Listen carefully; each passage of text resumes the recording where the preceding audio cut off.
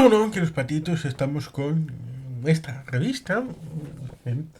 Esta semana y la que viene hablamos de Ucronías de la revista Despierta Ferro número 2 con este precio de 8,95 € referido a Ucronías de la monarquía hispánica. ¿Qué son las Ucronías? Pues evidentemente aquellos caminos que no se tomaron en la historia. Evidentemente debe de ser un hilo fino a la hora de contar todos esos elementos para el juicio en ese momento en el que la decisión de la persona que pudo tomarla, pues evidentemente esa decisión fue distinta en el vericueto que queremos investigar y evidentemente eso nos retrotrae a tener una investigación lo más perfecta posible para saber las consecuencias de las decisiones, tanto las que se tomaron como las que no se tomaron. Evidentemente esto significa que la historia debe ser estudiada de manera bien detallada para poder hacer estos juegos siempre que la parte oficial de la historia que sí sucedió sea bien estudiada y bien conocida.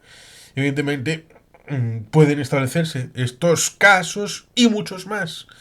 Parece que evidentemente para una revista tiene que coger los más satisfactorios y los más jugosos a la hora de establecer esta realidad. Porque el caso que nos ocupa hoy tenemos a la triunfante, sacra, católica e imperial majestad. ¿Quién sería? Felipe. Y ahí tendríamos el cuadro. El cuadro. Ahí está. El cuadrito.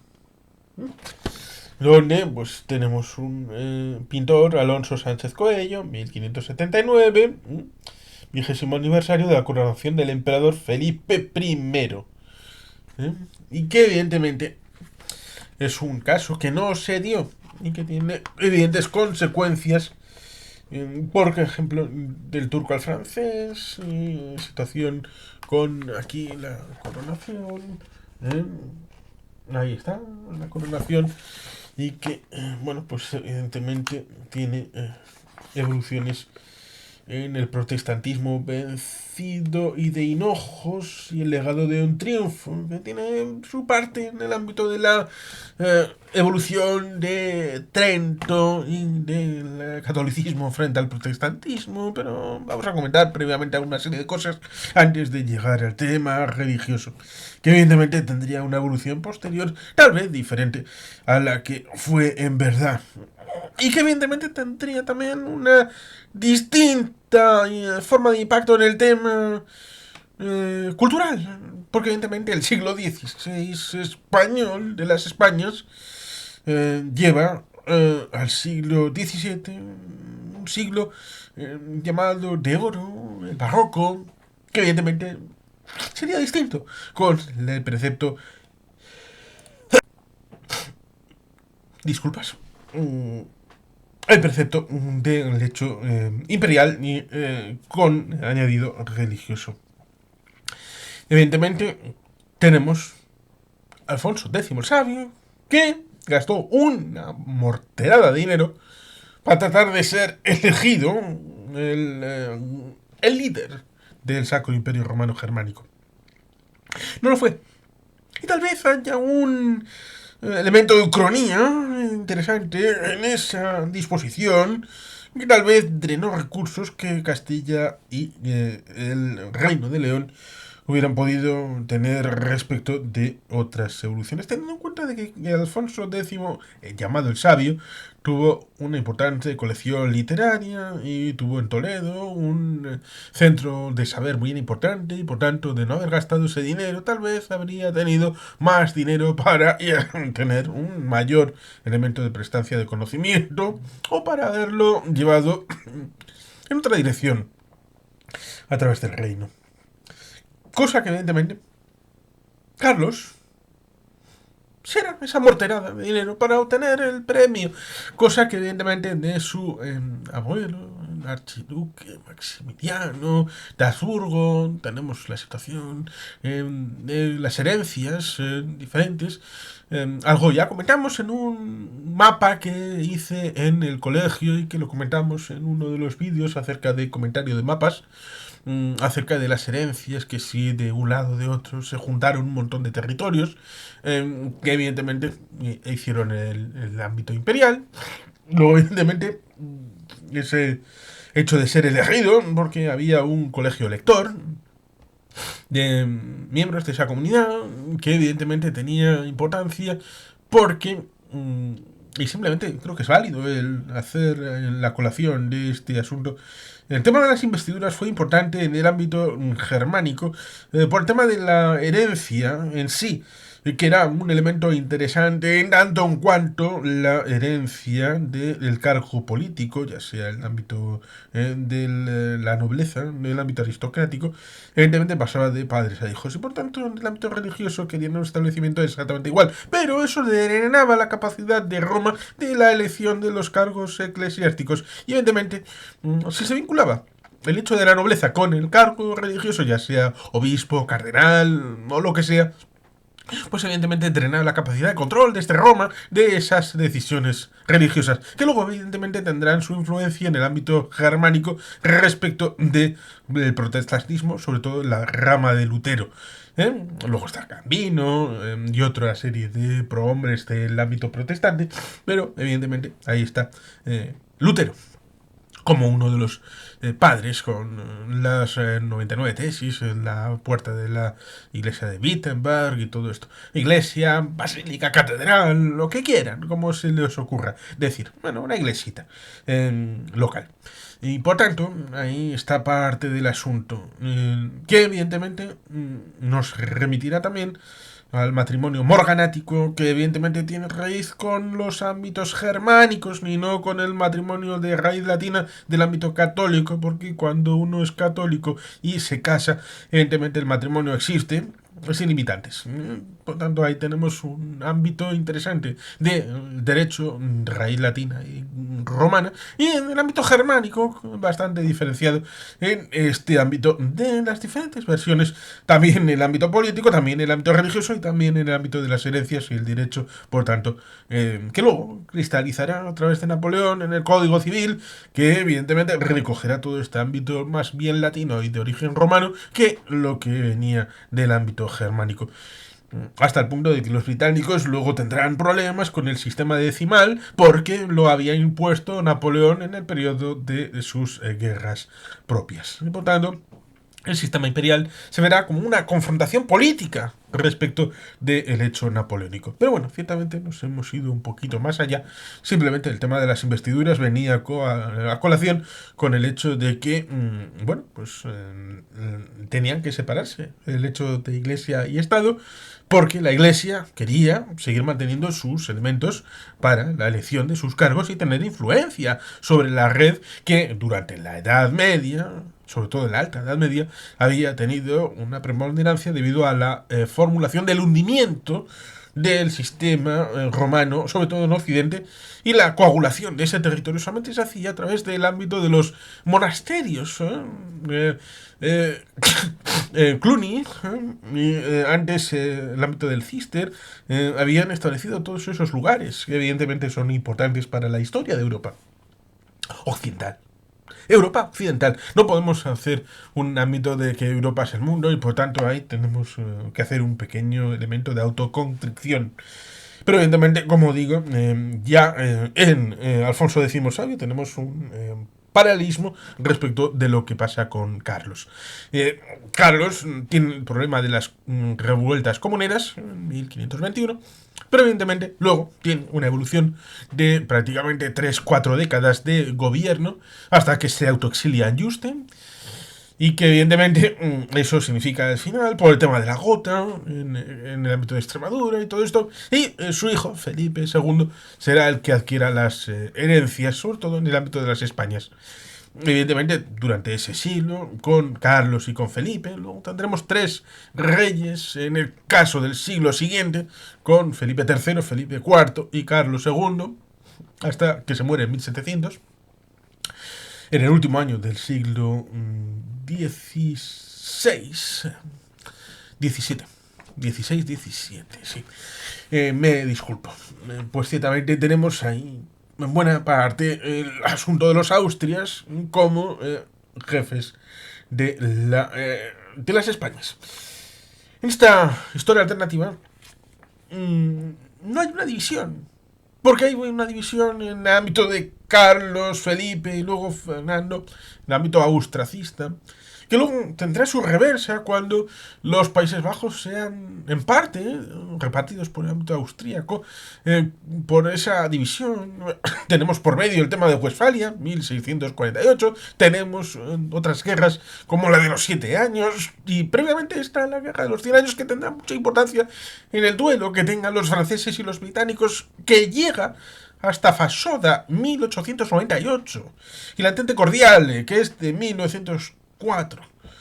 Y por tanto ahí tenemos la tradicional amistad entre Prusia y el Reino Unido por el tema del equilibrio continental que tienen los británicos por ahí en su ADN, lo cual ciertamente les llevará a una percepción errónea respecto a los franceses en el periodo entre guerras, que les llevará ciertamente al hecho de que piensen que debilitar a Francia y darle una oportunidad a los alemanes, a pesar de que sea el Tercer Reich en los años 30, es algo que merece la pena debido al equilibrio, porque si hubieran prestado demasiada atención a los franceses con haber ganado la guerra, eso sí, hicieron un equilibrio bastante erróneo, porque los alemanes salieron bastante indemnes de la Primera Guerra Mundial. Pero bueno, ciertamente eso sería bastante largo y no es objeto de este asunto. Estamos con el Sacro Imperio Romano Germánico, no con el Tercer Reich ni con el Segundo. Sí, ciertamente, como digo, hay que untar, hay que sobornar, hay que pasar un montón de dinero por diferentes gentes que son los electores, que son los cargos que están en esa asamblea, que no es democrática, que es cooptativa y que evidentemente tienen beneficios en tanto en cuanto que deben de sumar una mayoría, y por tanto ahí está el asunto. Luego tendrán una evolución curiosa posterior, porque los Hohenzollern, por ejemplo los Silmaringen, que tienen relación con el tema del catolicismo, los del norte serán protestantes, viene ciertamente de eso, de Westfalia, 1648, el asunto de la paz referida a que el príncipe elige la religión y todos los súbditos pueden verse constreñidos con la religión elegida por el príncipe de ese territorio. Eso significará que en el norte, ciertamente, el protestantismo acabará ganando, pero eso significa que en la zona del sur de Alemania el catolicismo será prevalente. Y eso dará a algunos la idea de que cuando el Panzerkardinal Ratzinger, Benedicto XVI, sea Santo Padre en la Iglesia Apostólica Católica Romana, será porque en la paz de Westfalia ha habido la posibilidad de establecer ese hecho para que los principados del sur, especialmente Baviera, puedan mantener el ámbito del catolicismo. Cosa que evidentemente molestará a algunos que firmaron de buena gana ese tratado, en tanto en cuanto que cuando les beneficiaba vieron fantásticamente bien, pero cuando vieron, pero eso a otros les puede beneficiar y va en contra de mis intereses. Amigo, es que las paces son así. A veces algo te beneficia, pero te perjudica en otro zona, y por tanto no estás completamente satisfecho de lo que has firmado. Felipe II sería, en este elemento de línea de tiempo, sería Felipe I de Alemania, Carlos I de las Españas sería el Carlos V de las Alemanias, y Felipe, bueno, pues tendría esa evolución.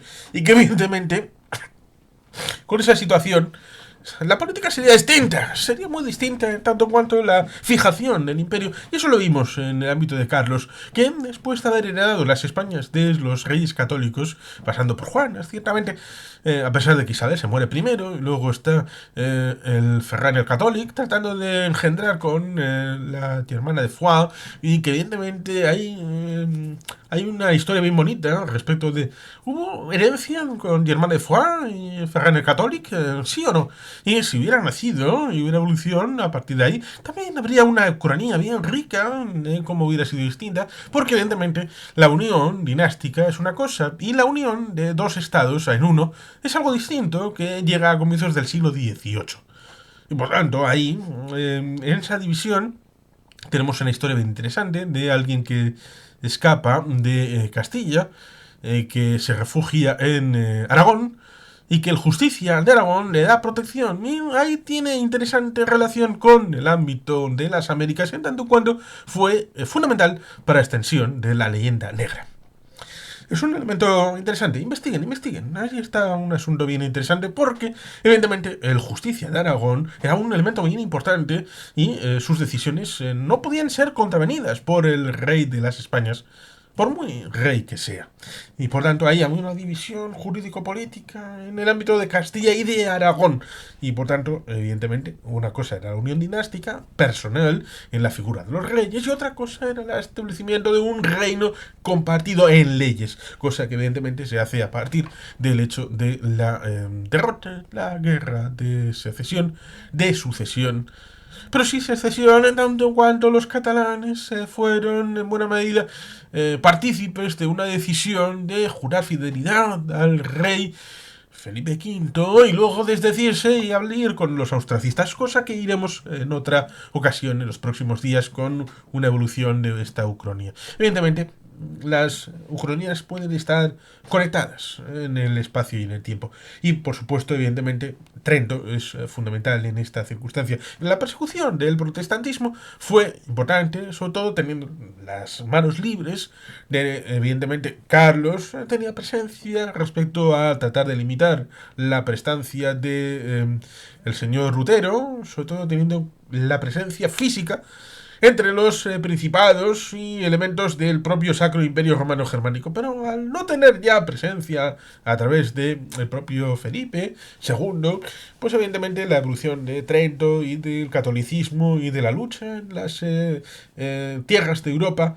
pues fuertemente fue apoyada por las Españas en el ámbito de Francia, siendo aliado del turco, a pesar del acentrado catolicismo, y que acabarán diciendo Francia es la madre de los hijos de la cristiandad. La madre es Dios y la iglesia, pero la primogénita sería Francia. Bueno, luego se inventarán el tema de los merovingios, ligado con la estirpe de la sangre real, el sangre real, que bueno, tendrá como epítome literario el ámbito de Dan Brown y aquella película con el señor Jean Genot y el señor Tom Hanks. Pero bueno, ciertamente eso sería, como digo, desviacionismo y parece que evidentemente una situación en donde Felipe fuera emperador desviaría los esfuerzos continentales, las Américas tendrían una evolución distinta, el ámbito religioso tendría una evolución distinta, las relaciones con Francia tendría una evolución distinta, por tanto el concierto europeo habría tenido una evolución distinta a la que conocemos históricamente.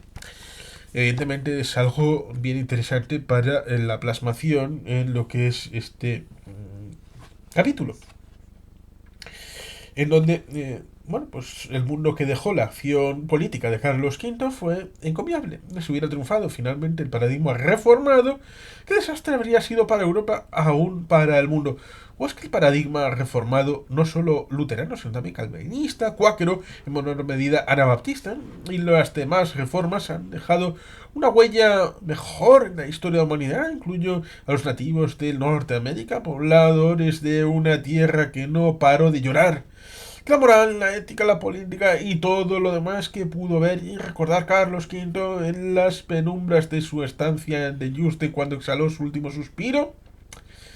La ética protestante es objeto de burla, ¿no?, por parte del autor de este capítulo, que evidentemente tiene una centrada defensa del catolicismo y de la situación en Trento derivada del apoyo del martillo de herejes que se convirtió la situación de los jesuitas, cosa que evidentemente el autor pues parece no ser demasiado ecuánime a la hora de establecer el marco de qué hubiera podido suceder si Felipe hubiera sido el heredero y no hubiera habido esa ruptura en donde el candidato que futuro sería el ámbito de la futura Austria-Hungría, por decirlo de alguna manera técnicamente, pues evidentemente sería la separación de los Habsburgo en los Habsburgo españoles y los Habsburgo austríacos.